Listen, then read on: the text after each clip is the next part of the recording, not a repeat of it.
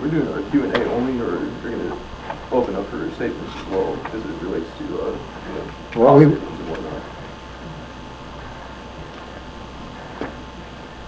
Do you have a statement? Go ahead. Well, it's not really a statement. I mean, I've been working on a technology prospectus for Southern Virginia Unified School District, and I spent a significant amount of time, trying to conceive of an outline of what technology does and what impacts it has within, the operations or the potential operations of the school district. And so far through the process, I've come up with 5 sections and several subsections, about a total of 20 subsections.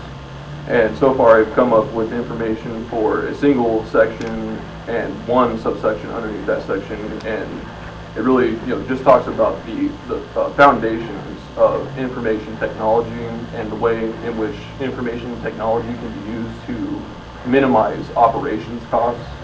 I mean, one major concern I have at this point for the proposals that have been put forth for reductions, and sentiments I believe have been stated by other individuals, is that there's not really been any looking into reducing operations costs.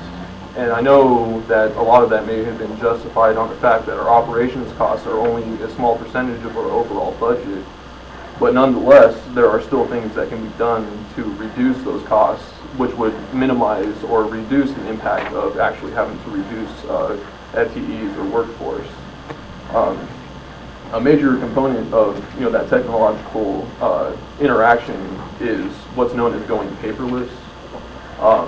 Everybody, I believe, is well aware of the paper crisis that we experienced during this fiscal year, to where there was no paper crisis this year.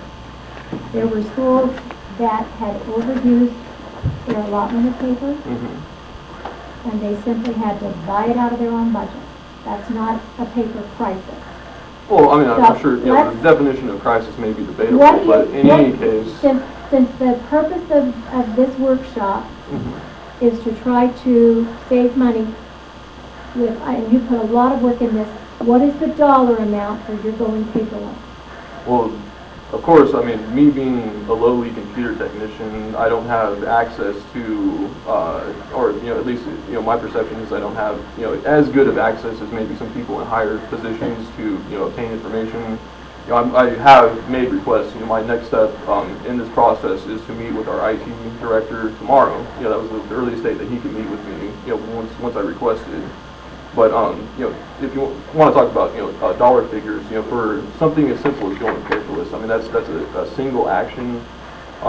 If the district uses 20, a number, let's say 24 million sheets of paper in the course of the school year, I believe. What's the cost of a sheet of paper that we buy? Well, we can pick up a piece of paper for about a penny, or maybe less. I mean, Actually, maybe even a tenth of a cent.